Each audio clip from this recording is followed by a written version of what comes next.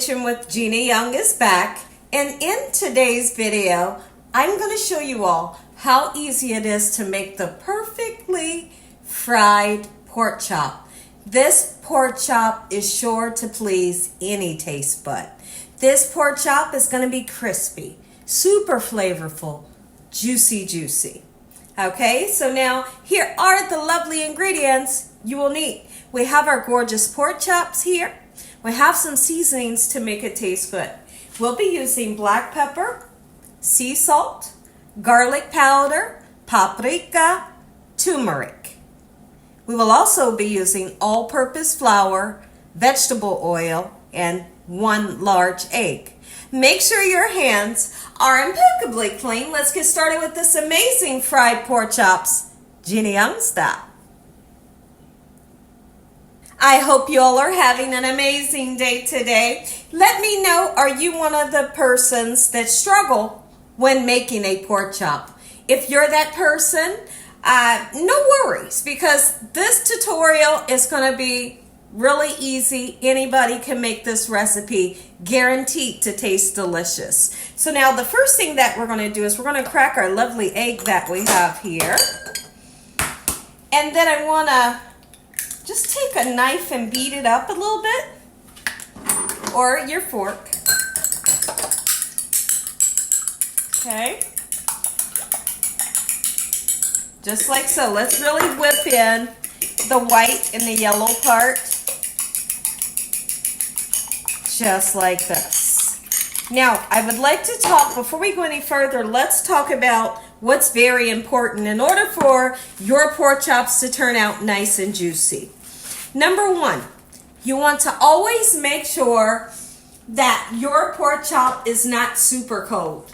If it's extremely cold and you go to try to fry it, it will seize up in the pan and it will cook up nice and dry for you. How do you prevent that? Well, you kind of let it hang out on the counter for a while. As it hangs out on the counter and the chill comes off of it, you have like a better chance of it being nice and juicy versus it being super cold and then going into hot oil. So we've already had this setting on the counter for around about 35 minutes. Okay, so now we're going to take our beaten up egg, and I would like to pour it all over the pork chops.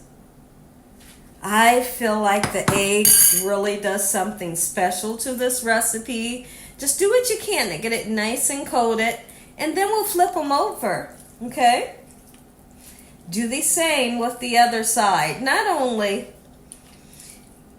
will it do something special for your recipe, but it will also help for your spices and for your batter to adhere to the pork chop just like so. Gorgeous. I'll let the egg sit on the pork chops for around about 10 minutes, and then we'll come back and we'll season very well. The eggs have marinated on our pork chops for about 10 minutes. Now I'm ready to go in and season. Turmeric gives great flavor. It's a very healthy spice, and also it gives a gorgeous color to things that you cook. All right, beautiful. You don't have to use a lot. There we go. We're going to put some ground paprika, but this is not smoked. Okay? Ooh, a beautifully seasoned pork chop is always going to taste good. Don't be the person that's afraid to season. When you're afraid to season, your food will be flavorless. You can trust me on that one. All right? Gorgeous. Nice amount of garlic powder. Ooh wee. Woo, my family's super excited. All right, and so now I'm going to pour some salt in my hand. I like to distribute it this way. Feels a little better, you know, rather than coming out of the shaker bottle. Okay, that way I can really season it up and put that seasoning exactly where I want it to go. Beautiful. We're going to do the same thing with the other side. Don't forget your black pepper. Oh, this is going to be a mighty gorgeous pork chop. I need a little bit more salt for the last two. Beautiful. Black pepper. If I haven't said, I hope y'all are having an amazing day today. I hope you're having a most splendid day today. Did you grow up on pork chops? Did you grow up on a pork chop sandwich like Gina Young did? So growing up, there was a restaurant where I grew up at in Columbus, Ohio, and the name was H. Johnson's. I know. And at H. Johnson's, you could get the Monster Pork Chop Sandwich. And the Monster Pork Chop Sandwich is a huge memory of mine. We would go there and we would get ribs. Oh, some of the best ribs. And with every meal that you purchased, whatever it was, they would always give you a slice of sweet potato pie to go with it. So now my dad or my grandma, we'd pick up half a slab of ribs, 2 pork chop sandwiches. Oh my goodness. And this is what I'm going to do today. I'm going to turn this fried pork chop into the Monster Pork Chop Sandwich that I haven't had since I was a kid. So I'm super excited for this recipe. All right. So now once I get these completely seasoned, what we're going to do is we're going to let them kind of hang out with the spices on them for about another 10 minutes. And then we'll come in and we'll shake them in the flour very well. Making sure that we shake off any excess flour, okay? Now, see, I'd like for you to look at that. That is what I call a well-seasoned pork chop. And that's what I want your pork chop or your meats to look like when you season them. Beautiful. As you can see, I have a 14-inch frying pan.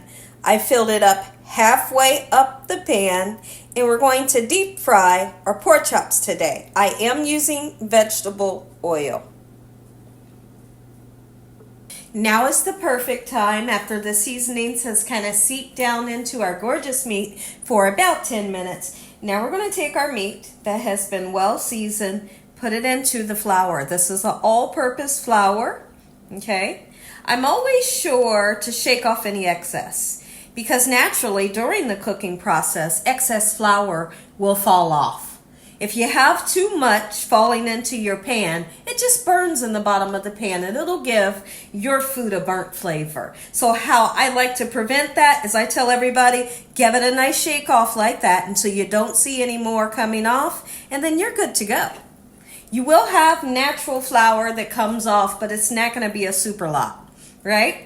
Okay, gorgeous. It smells so good. The oil's heating up. You're going to heat your oil up to 375 degrees. One thing that you always want to be mindful of, when you're frying anything, your oil must be hot enough in order for it to turn out right. If your oil is not hot, you'll have a soggy mess that never gets crispy, right? So take the time, get it nice and hot. And you don't want to turn it up too high. Too high, it'll just burn it. You'll think it's done on the outside and the inside will be raw, right? So if you need to take the temperature on this, because this is pork, this will be cooked to 145 degrees Fahrenheit. If it was chicken, we would be doing 165 degrees Fahrenheit internal temperature of your food, okay? Beautiful. Somebody in the comment section, let me know, what do you know about a fried pork chop sandwich? If you didn't grow up having a fried pork chop sandwich, my goodness, let me tell you how delicious it is. Yes, it's not a boneless pork chop on a sandwich. It's a pork chop with the bone. They don't cut the bone out. You just eat around the bone. The bone means flavor, right? But you just eat around the bone, throw it on some white bread, and maybe hot sauce if you have it. But if that pork chop's good enough, you don't need hot sauce, right? Absolutely. So if you decide that you want to make this recipe, please let me know. And when you make it, let me know how much you enjoy the recipe. Our oil is hot, and when I come back in the next clip, these babies go right into the hot oil. Now, what I like to do is I like to dredge my pork chops a second time. The first time you dredge them, the wetness from the pork chop will kind of soak up your flour. So we dredge it a second time, and then you don't have to worry about that, okay? Shaky, shaky. Into the hot oil. That sizzle, you must hear it. If you don't hear and see that sizzle, wait to put another one in, okay? Beautiful. Oh, right away. It smells so good. Neck is up.